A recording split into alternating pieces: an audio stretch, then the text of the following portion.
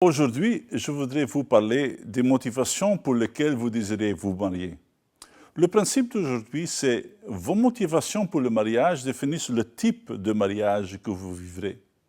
Nous allons commencer par vous demander pourquoi vous voulez vous marier. Vous vous demandez certainement pourquoi nous commençons ce cours avec cette question. Eh bien, parce que la réponse à cette question révélera les motivations profondes de votre désir de mariage. Vos motivations sont votre agenda caché. Une fois que nous connaissons les motivations de quelqu'un, il est plus facile de comprendre pourquoi cette personne fait certains choix et se comporte d'une certaine manière. Les gens disent rarement ce qu'ils pensent vraiment. Les recherches scientifiques récentes ont montré que lorsque les gens répondent à des sondages, ils ne répondent pas vraiment ce qu'ils veulent, mais bien ce qu'ils croient être la meilleure réponse. En fait, la science ne fait que pointer ce que Hébreux, chapitre 4, verset 12, nous dit « La parole de Dieu est vivante et efficace, plus tranchant que toute épée à deux tranchants, pénétrant jusqu'à séparer l'âme, esprit, jointure et moelle, et juge les sentiments et les pensées du cœur.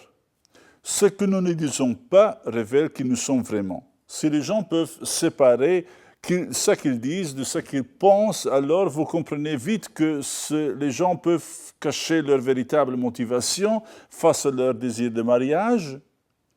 Alors, tout ce qu'ils disent et surtout ce qu'ils ne disent pas peut être trompeur. C'est ce qui explique les nombreux divorces que nous voyons aujourd'hui. Les couples mariés découvrent que les motifs réels de leur partenaire quant au mariage ne sont pas ce qu'ils avaient entendu avant leur mariage. Pendant le mariage, les véritables motivations de chaque partenaire se révèlent jour après jour. Si vous êtes sérieux au sujet du mariage, vous devriez vous poser cette question. Pourquoi ai-je vraiment envie de me marier? Est-ce que parce que vous ne pouvez plus attendre et que vous êtes désespéré? Avez-vous peur de ne jamais vous marier? Est-ce que votre partenaire n'est pas pour vous qu'une simple solution pour avoir des relations sexuelles d'un point de vue acceptable moralement? Avez-vous peut-être peur d'être seul?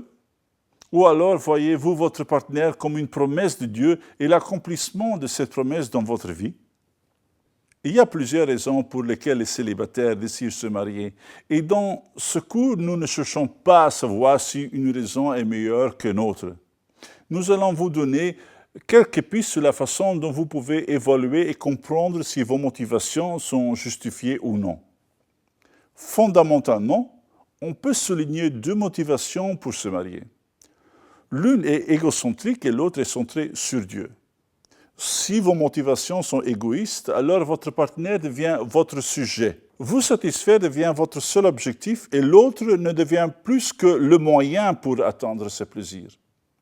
Et lorsque c'est le cas, vous ne cherchez chez l'autre quelque chose de bien spécifique, l'objet de votre satisfaction. Comme vous le savez, votre futur partenaire ne vient pas vers vous seulement avec ça que vous voulez, il vient aussi avec ça que vous ne voulez pas. Si vos motivations pour le mariage sont égocentriques et que vous attendiez de l'autre qu'il ou elle devient la clé pour votre plaisir ou votre bonheur, et si l'autre ne vous donne pas ce que vous voulez, alors l'autre devient votre ennemi. Soudain, l'amour devient de la haine parce que vous avez le sentiment que l'autre veut vous voler votre bonheur. Si vos motivations sont égocentriques, l'amour n'est plus qu'un mot ou une autre pour exprimer ce que vous aimiez ou n'aimiez pas. Comme quand on dit « j'aime la cuisine italienne ». Ce genre d'amour gravite autour de lui-même, parce que si on n'obtient pas ce qu'on veut, souvent on se sent frustré. Dans 1 Corinthiens 13, 5, il est question d'un amour bien différent. Celui-ci nous dit « il ne fait rien de malhonnête, il ne cherche pas son intérêt ». Lorsque vos motivations pour vous marier sont égocentriques, le mariage devient un but en soi, c'est tout. Il devient juste une étape sur le chemin du bonheur, ce qui va mettre énormément de pression sur l'autre dans la relation, car vous attendez que l'autre corresponde à tout point à vos critères. Alors, adoptons un principe que nous trouvons dans Luc 6, 31. Ce que vous voulez que les hommes fassent pour vous, faites-le vous aussi de même pour eux. Maintenant, soyons honnêtes et demandons-nous ceci. Voulez-vous vous marier avec une personne qui vous cache les véritables motivations et les raisons pour lesquelles il ou elle veut se marier? Cela met beaucoup de pression sur vous, n'est-ce pas? N'auriez-vous pas le sentiment de devenir un objet? Eh bien, si vous ne voulez pas celui-là pour vous, ne le faites pas aux autres. La seconde motivation pour le mariage est une motivation centrée sur Dieu. Pouvez-vous voir votre mariage comme un instrument dans les mains de Dieu? Pouvez-vous voir votre mariage comme un véritable ministère et culte rendu à Dieu? Dans ce cas, ce n'est plus de vous seul dont il s'agit, mais de l'accomplissement de la volonté de Dieu. C'est le contraire de l'égocentrisme. Si votre désir de mariage est centré sur Dieu, alors Dieu devient votre point de référence. La merveille est tout l'intérêt d'avoir un mariage centré sur Dieu. C'est que les deux partenaires partagent les mêmes motivations. Vous avez sans doute déjà deviné que ce genre de mariage ne fonctionne pas si seul un des partenaires est centré sur Dieu. Or, si Dieu est le point de référence et l'ancrage de votre mariage, si vous cherchez à plaire à Dieu et accomplir sa volonté, alors il n'y a pas de pression, car il n'y a aucune attente posée sur l'autre. Votre unité est dans Christ. Au lieu d'attendre que l'autre vous rende enfin heureux, vous cherchez tous deux à vous rendre mutuellement heureux. Et rappelez-vous que seule l'unité vous fera porter du fruit.